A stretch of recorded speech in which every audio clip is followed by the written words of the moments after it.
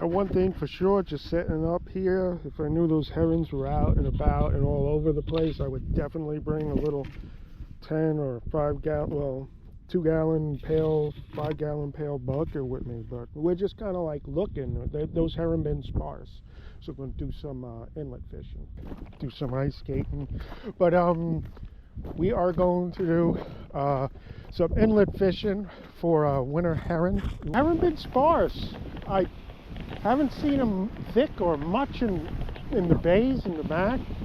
So inlets are always a good shot. So I'm going to take I'm all set up here. I'm going to take a little walk. And most certainly, I will work with Dodgers, flashers, with the Sabiki while I am surf fishing for heron. Probably 10% of the time. I prefer not to use them. You just get a smoother, longer cast. Sometimes they will oftentimes the flasher Dodger will make a difference. The double rig, triple rig will make a difference. But I'm looking to get that Sabiki out, cover a lot of water, walk. Well, it's the same approach as if you were fishing for striped bass. But we're fishing for heron on the surf in the wintertime. All right, I'm going to fish a bit more here. Now, I definitely would have liked to have gone towards the ocean end of things a little bit more, but I decided to cut inside. I just think the breakwall rocks might have pockets of ice in them. Now, one item you can most certainly use if it's going to be cold out, I like to use these here hot hands or any kind of hand warmers.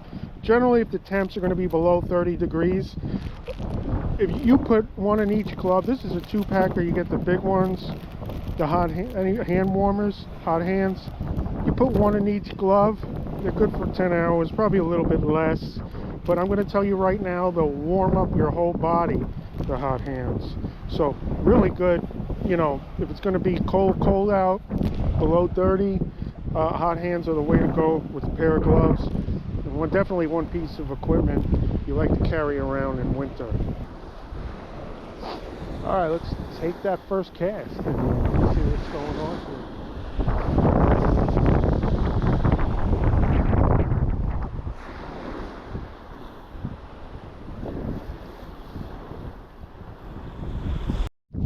And I do bring with me my heron purse. No bucket, but definitely a plastic bag. Well, if you get any heron, you can put them in there. It's just something to keep them out of the sand and whatnot. You can carry them around. You have something to put your fish in. And of course, you got your heron rigs. I got weights and flashers. Let's go. I'm working a bit of water, so what I'm doing, of course, I'll take a cast and I'll work it through it.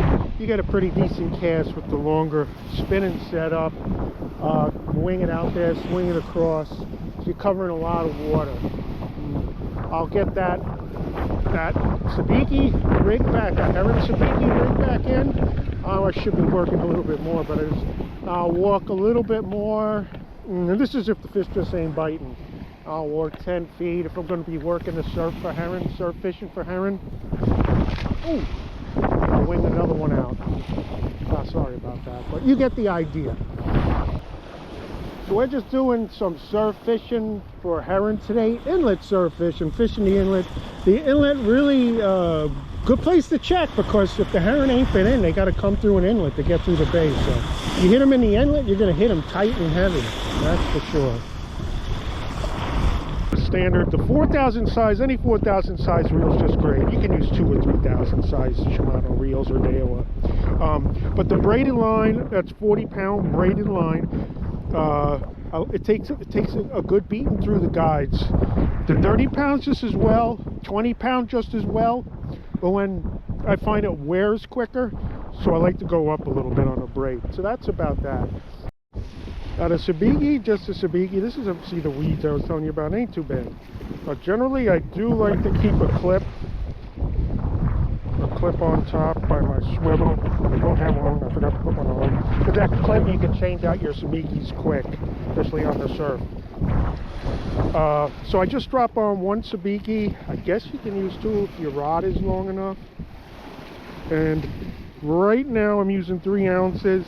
You can go 1 ounce, 2 ounce, 3 ounce, 4 ounces, whatever's going to take that sabiki down to the bottom where you can get that sabiki back up and it drops and you can feel that bottom again.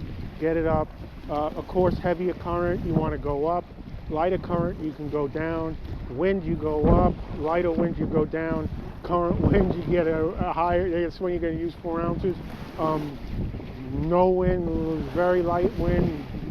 No current, 1-2 ounces.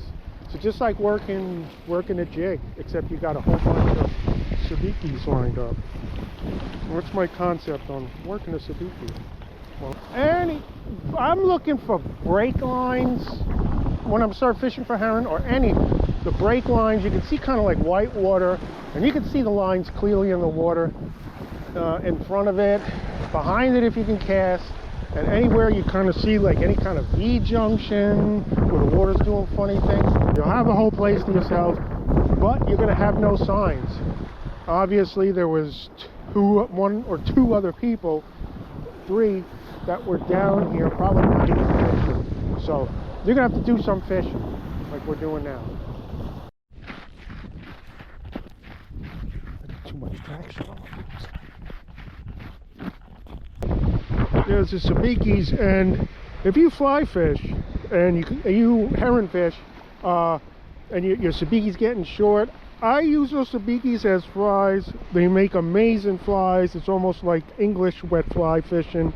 Keep 2-3 on a drop with your teasel fly, and also great for herring too if they were around. All right. This time of year without the permit, you definitely have to be out of the park by dark. So just keep that in mind before dark or just during dark. The park personnel, they're good about it. So